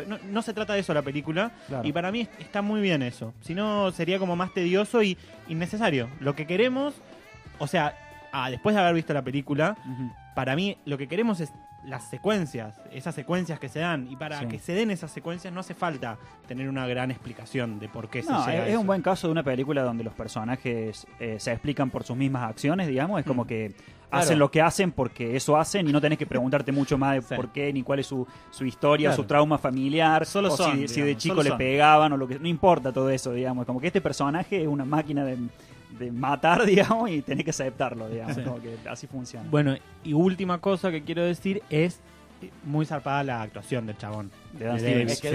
David es un grande. Y va a seguir diciendo muy- David. Y es Sí. David Sí, Haller es y es David. David. Y en los dos papeles la Sí. rompe y en los dos se llama David. y bueno. Tiene esa cuestión de... Además se llama Dan. Lo no es pedirá en el Tiny. contrato a que le pongan David siempre porque no quiere acordarse el nombre de... Yo solo lo relaciono con David. ¿qué querés Para que decir? cuando digan David gire la cabeza y no tenga que pensar que... Bueno, me pasó que apenas empieza la película, se abre la puerta, se lo ve a él y dije, ¿quién carajo es este? Yo lo conozco, me parece, y no lo relacionaba, yo no conozco galancitos rubios. Claro. No veo últimamente películas con galanes. ¿Quién será? Lo googleo. Y, ¿qué boludo es el de Legión? Lo estaba viendo con un amigo con el que vi Legión. Y es muy zarpado porque es un personaje muy diferente. Más allá de lo perturbado. Sí, se mueve de forma distinta. Se mueve de forma totalmente se distinta. mueve como un soldado. Además está como un mucho soldado, más pero como marcado, digamos, está eso, mucho más eso, macizo. musculoso y galán. O sea, podría ser, si no fuera que es un personaje tan perturbador, podría ser No, igual un, el gesto, un galán, así. el gesto de locura en la cara lo Sí, lleva sí, desde sí, el buenísimo. principio de la peli y es genial porque es durísimo el gesto que tiene. Hasta cuando sonríe y todo es como así psycho. Yo lo creí. Y en High Maintenance, nada que ver. Hace un tipo que es re tranqui y se le nota en los gestos, digamos. Sí, es sí. totalmente Capaz que sea distinto, medio un del tipo método. relajado, digamos. Sí, es inglés. La peli Probablemente. tiene algunos toques de, Probablemente, bueno, sí. como el diálogo que mencionamos, tiene algunos toques de comedia clara, Mm. o como el Sí. hecho del padre de la familia, que es un tipo que voy a decir que ¿por qué no le importa nada de lo que está pasando? O no le importa hasta que es muy tarde, es como Sí, que sí. el padre está ahí, eso es medio cómico, me parece. Porque es una situación un poco absurda, hay que entrar en el pacto de la lectura, esto de Sí, va a sí, dejar, sí. va a invitar a cualquier chabón a tu casa. Bueno, Pero yo me lo creí, solo que después Sí, todo funciona. escala tan rápido que no entendés cómo llegaste a eso. sí. ¿Por qué al segundo día va a buscar al nene a la escuela? En el auto de la familia. Eso me encantó. O sea, Sí. apareció eso y me encantó. Me encantó. Tarado, por eso. Es que sí. Sí, es como el tipo de tramas que tendrían películas de esa época, digamos, así como una Es peli de posible. los 80 de, Sí, sí, sí. de acción terror. Bueno, una cosita que tuve sobre todo con la banda sonora que lo mencionaste recién, tuve muchos flashbacks a películas como Drive, con ese que tiene esa onda synthwave. No me sorprendería si hubo un poco de influencia de esta película en otros. Y mucha influencia principalmente de John Carpenter. Es el estilo de John Carpenter, de la música que él hacía para Halloween y estas películas de terror. Bueno, John Carpenter tenía esa particularidad que él mismo hacía la música para sus películas. Sí, pero Drive exactamente porque, bueno, Drive es como una de las películas que muestra esta vuelta a los sintetizadores. Synthwave. Me acabo de desilusionar. En el personaje en High Maintenance se llama Colin. Bueno, pero no está loco, así que tiene sentido. ¿Cómo se llama? Pues también está en La Bella y la Bestia, no nos olvidemos. Está en un montón de cosas, pero no importa. No le vamos... Voy a ver cómo se llama el príncipe ahora. Está en un montón de películas muy malas. Nunca vamos a hablar de eso. Está en El zapatero de Adam Sandler, parece. En definitiva, a mí me pareció una película muy interesante que si te dejas llevar, te sorprende y te divertís y te encanta. Es una peli bien hecha, más allá de la trama, la temática que pueda trabajar. Es una peli que está bien trabajada en general. Es una buena película. Sí, es como que está bien. Para mí está bien, yo la pasé bien y me gusta y la recomiendo. Está bien, listo. Está bien. Vamos, no es la mejor película del mundo, pero está muy buena y la recomendamos. Sí. Y no en el sentido, por lo menos para mí, de Disenchanted. Yo creo que esta sí es buena. Esta no es para verla porque está piola. Esta está buena para verla porque está buena. Y como dejarse sorprender, comprar el pacto de lectura bien y después decir que... ¿Cómo me...? Bueno, vamos a un breve corte y ya volvemos con La Bastardilla Nuestra. Quédense.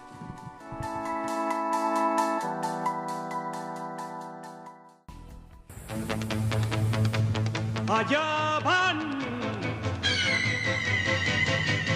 Son de plata y de acero. La Bastardilla es nuestra. Son humanos biónicos. Todos los martes. La Bastardilla es nuestra. Todos los martes a las 19:30 por Radio Heterogénea.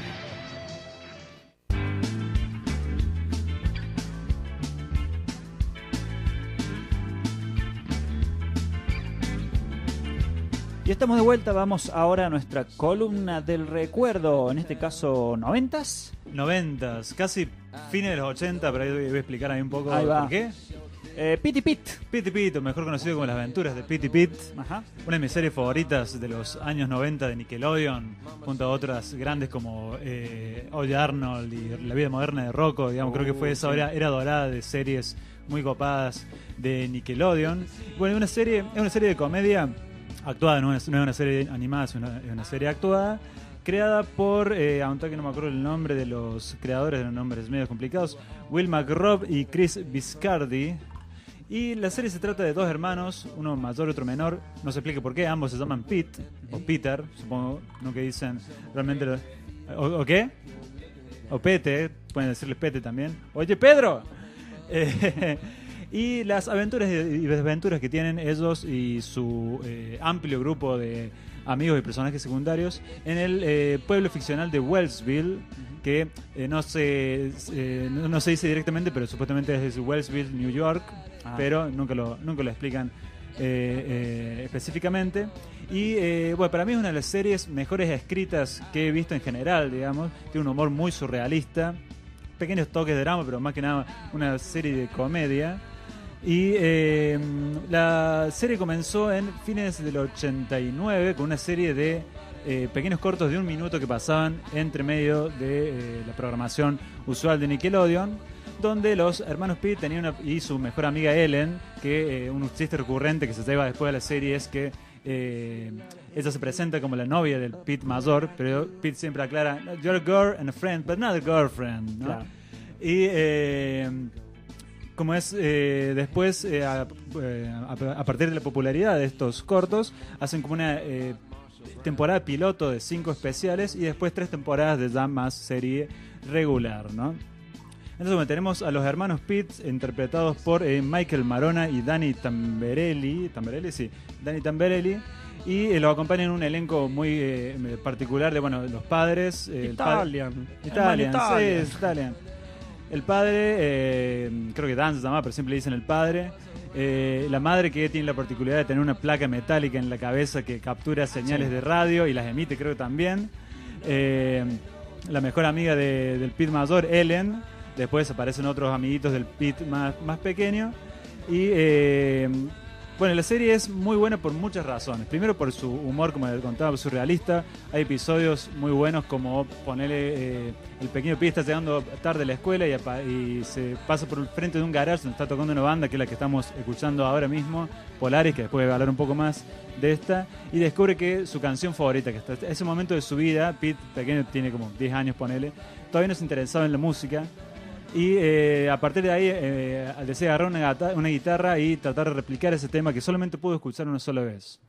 Y otras aventuras como esas, como un día el Pete mayor accidentalmente mata a la mascota de la escuela, que es un calamar que vive en un cubo de metal con agua. Creo que es el primer episodio. Y esa clase de humor particular. ¿Qué iba a decir? Bueno, la música, una de las cosas que más me gusta de esta serie es la música. No tiene como es un tema, el team, como le dicen, la canción principal de la, no es tan así como el de una banda sonora de una serie animada que es como producida para la serie, sino que en este caso tenían una banda de rock, Polaris, que componía toda la música para esta serie. Que bueno, tiene una historia muy particular, se llamaba Polaris, pero en realidad se desprendía de una banda llamada Miracle Legion, que era como una banda de culto en el círculo de música alternativa de Estados Unidos, que digamos nunca llegaron a la fama, pero muchos artistas conocidos como Tom York lo cita como una influencia para ellos, y a partir de esta serie se volvieron un poco más populares. Pero bueno, no al punto de, digamos, del estrellato, ¿no? Pero claro, si buscan la música de Polaris está muy buena, hay muchos temas. Creo que todo este disco está en YouTube. Otra de las particularidades de la serie es la cantidad de estrellas invitadas que tienen. Por tirarte ejemplos rápidos, Steve Buscemi hace del padre de Ellen, la mejor amiga del Pete mayor. Y Pop aparece en varios episodios como uno de los padres de uno de los amigos del Pete más pequeño. El director de la escuela era Batman, Adam West. O sea, claro, era muy bueno. Y después muchos invitados del mundo de la música también tenía. Ponele, no me acuerdo el nombre del cantante de R.E.M., pero aparece como un vendedor de helados en un episodio en el que buscan a Mr. Tasty, que era el vendedor de helados del pueblito que todos los veranos iba. Y nadie sabía nada de la historia de él, de dónde venía, quién era, porque siempre usaba una gran máscara con forma de helado en su cabeza. Y es muy interesante que todas estas como surrealidades o cosas más de realismo mágico, las cosas más extrañas mágico, siempre venían como... Era interesante porque muchas veces venían del Pete pequeño y eran como de ideas que uno tendría de chico sobre las cosas raras. Como... Realmente estimulaba mucho la imaginación en esa época, claro, ¿no? Digamos, de lo que podría pasar en tu vida, digamos. Era como las aventuras que uno imaginaba en esa serie, era la vida de ellos. Sí, me acuerdo de un episodio que era todo sobre el congelamiento de cabeza que te agarra cuando tomas helado muy rápido. Eran como todas cosas pequeñas, pero muy relacionadas a la infancia, muy cosas así que uno pensaría, qué locura, pero que no vienen de una mente adulta, sino de cómo un chico vive la experiencia en un pueblo chico, me parece. Exactamente, que es más interesante. ¿Qué iba a decir más de la serie? Bueno, la serie duró desde el 91 hasta el 95, por ahí 3 temporadas. No tuvo nunca un final, digamos, un último episodio, simplemente la cancelaron. Pero creo que nunca la necesitó ese final, porque casi todos los episodios eran autoconclusivos. Sí. Había un pequeño hilo de pequeñas cosas, pero nada demasiado, digamos, como para decir una historia larga, ¿no? De los episodios tenían una estructura bastante simple. Había una historia principal y una subtrama que la llevaba el pequeño Pete o el Pete mayor, digamos, eso era intercambiable, o algunos del extenso elenco que tenía de personajes secundarios, ¿no? Pero y siempre el Pete mayor era el que relataba, salvo creo en 2 ocasiones que el Pete más pequeño relataba, digamos, hacía la narración del episodio, ¿no? Como es, bueno, la serie se convirtió en una serie de culto, digamos. Creo que hubo intentos de revivirla en ciertas ocasiones, pero para entonces ya ambos Pete eran mucho más grandes ya. No recuerdo haberlos visto ninguno de los dos en otra cosa, no sé si han aparecido. Como es, el Pete mayor apareció en Mi Pobre Angelito 1, era uno de los hermanos de Macaulay Culkin. Y el Pete más pequeño se dedicó a otras cosas, se dedicó a la música, después empezó a hacer podcasts, así juntos. Los dos hermanos, entre comillas, tienen un podcast que siguieron hasta el día de hoy, ¿no? Mira qué interesante. Y donde hablan de más que nada de la serie, pero también de otras cosas, llaman al elenco casi muy pocos de los actores de toda la serie, a pesar de que eran muy buena, estaba muy bien actuada la serie, muy pocos realmente siguieron haciendo nada realmente. Claro. Creo que lo único que hizo cosas interesantes era Artie, uno de los personajes más interesantes ahí. Artie, el hombre más fuerte del mundo, era el superhéroe personal del Pete pequeño. Era un hombre, como muchas de las cosas de la serie, no se explicaba de dónde venía, pero era un tipo que realmente tenía superpoderes, tenía super fuerza, podía mover una casa, una pulgada nada más, pero la podía mover y hacía que poner la persona que estaba a punto de meter la llave para abrir la puerta, se chocara contra la puerta por una pulgada nada más. Tenía ese humor muy, muy inteligente y muy bien escrito también, ¿no? Después, ¿qué más quería decir de la serie? Bueno, como te contaba antes, las estrellas invitadas. Tenemos, no sé, Debbie Harry de Blondie aparece como una de las vecinas a los que los Pitts quieren estafarla haciéndole una inspección en el patio delantero por si tienen minas de una guerra que nunca pasó en ese lugar y logran convencerla. Después tenían sus bullies también, los Pitts. Estaba Endless Mike, no sé cómo estaba traducido. Creo que sería como el Mike sin fin, que era uno de los héroes, uno de los villanos más memorables de la serie, pero que a la vez también podía ser amigo en ciertas ocasiones también. Otro villano que me recuerdo era Papercut, un chico que había crecido en una fábrica de papel y tenía cortes en toda la cara de cortes de papel, pero tenía habilidad de hacer origamis que eran mortales, podía hacer estrellas así ninjas y podía llegar a matarte con eso.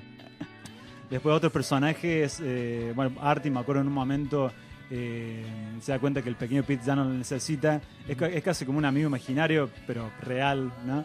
Y lo deja y aparece otro personaje, Nona, que es...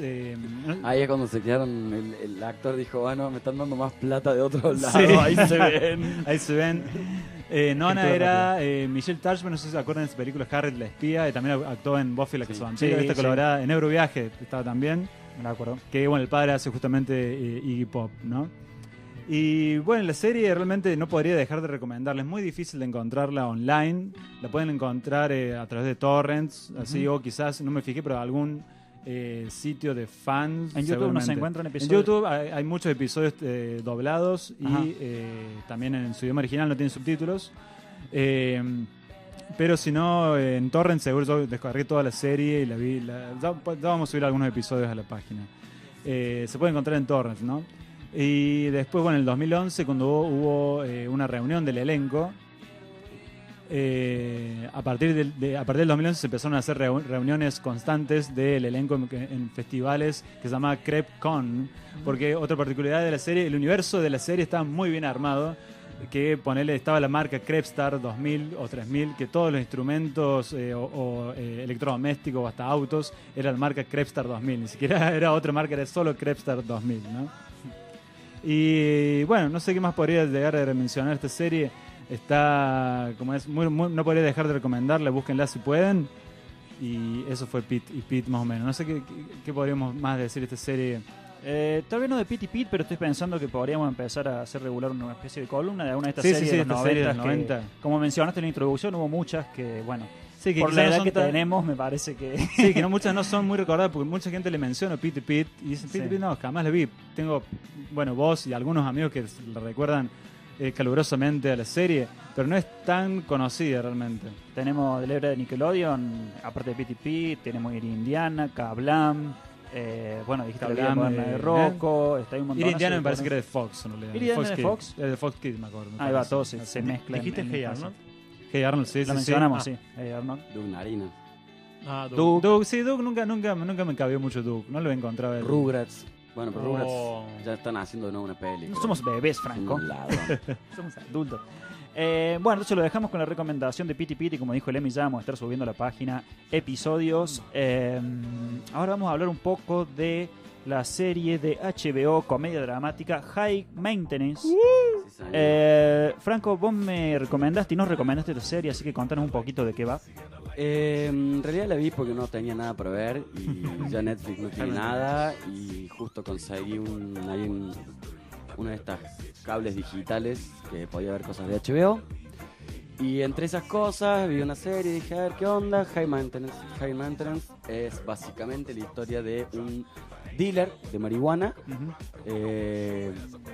Sí, es dealer, es un delivery de marihuana, digamos. Porque el dealer suena como hasta oscuro y no. Como que tenés más drogas de las que él tiene. Sí, no, él tiene un par de hongos quizás y marihuana. Y anda en una bici y lo va llevando, digamos, por todo Nueva York. Un pedido ya de paso. Exacto. La serie tiene 2 temporadas, pero empezó en el primer capítulo del 2012. O sea que se fue haciendo con tiempo, digamos. Y es co-creada por Ben Sinclair y Katia Blichfeld, sí. Que eran un matrimonio que, bueno, tienen esta idea, hacen esta serie. Después se separan, pero digamos la segunda temporada se hace con ellos separados, me parece. Eso no viene al caso de todas formas. Son profesionales. Volviendo. El creador de la serie es quien, digamos, es el que anda con esta bici por todos lados, con un maletín especial y muy lindo, lleno de cosas hermosas adentro que le dan felicidad a la gente. Siempre también jugando, está un poco esto del filo de la legalidad y no legalidad, digamos, que es ilegal lo que él hace, pero es legal el consumo, por lo menos en Nueva York, y juega con esto de mirar lo bien que le hace la gente, o no solo lo bien que hace la gente, sino lo normal que es que existe esto, y la cantidad de gente y de tipos, y más en un lugar que es tan grande como Nueva York, con tanta diversidad, digamos. De hecho hay un Ante intercambio la entre dos diversidad, personajes algo en la que unifique tanto, en cierta en forma. la que uno dice algo como mirá, tenés marihuana, y el otro dice, marihuana, eso no es droga, dice, le cierra la puerta a la cara. Sí. Medio que y eso ya ese lo he es el visto, pensamiento. y ya lo he visto en varias cosas así yankees, como tratando de marcar esto de que no es droga. ¡Liberen a mi pueblo! ¡Dejen consumir su medicina! En fin, cada historia es una autoconclusiva. Hay una trama, digamos, una historia general que es la de él, pero que tampoco es tan interesante o no le da tanta cabida, digamos. Eso es lo que más me gustó de la serie, la eso está posibilidad genial. de que... Es como te decía, él es una plataforma Exacto. sobre la cual se construyen historias mínimas. Sí. Cada historia mínima representa una clase social, porque como él tiene un producto que llega rápido, llega todo el tiempo, él tiene sus clientes, quizás no es el mejor, pero tampoco es el más caro ni el más barato, entonces está como en un punto medio en el cual se mueve por muchos ambientes. Sí, digamos que obviamente no es la clase baja, pero esto de la venta de Faso, como decía, es una excusa, es un recurso narrativo que le da oportunidad a la serie a visitar distintos tipos de personas, distintos tipos de situaciones, digamos. Y la desinhibición privada de las personas cuando hacen eso, digamos. Claro. No porque eso lo desinhiba, sino por el momento íntimo en que lo practican, generalmente. Y sí, generalmente son en espacios cerrados. De hecho, no hay prácticamente situaciones en calle. Son siempre departamentos y cada departamento es un ambiente que contiene a un grupo o a un ser humano con ciertas obsesiones o no, o gustos o no. Entonces es como un gran abanico de diversidad. Bastante progre, digamos, pero que también se ve esto de cierta... Se mofa un poco de esta super corrección política por momentos, que eso también para mí es un gran punto a favor, porque no quiere ser la princesa, digamos, del castillo encantado de la moral. Por el contrario, te muestra relaciones humanas ultra naturales, ultra reales, en una ciudad que, como dije, no solo es la diversidad, sino también lo que tienen las metrópolis, esto de los pensamientos más liberales y un montón de cosas. Entonces está como en distintas tribus, cultas, sectas, lo que quieras. Tenés las religiones por un lado. Hay un capítulo muy interesante que es un chico que es judío pero es ortodoxo y tiene reuniones con judíos ortodoxos y lleva a una chica que le gusta, pero que la mina es periodista, es una bloguera, digamos. Y hay toda la tensión que se genera en ese grupo entre los mismos... Porque mi familia es judío. Eso. Entre la misma, esa pequeña comunidad, por haberla traído ella o no. Bueno, eso es un ejemplo, digamos, de lo que pasa en un capítulo. Pero algo que me gustó del formato de las historias. Bueno, primero, el caso de que más allá de que la serie siga el personaje que es como el de delivery de marihuana, más allá de que lo siga él, logra contar una historia desde un punto de vista de narración bastante omnisciente, digamos, como que logra separarlo a él de la historia y empezar a hablar de los personajes por encima y hablar de todos los tipos distintos de personajes sin que tenga que él estar metido en el centro.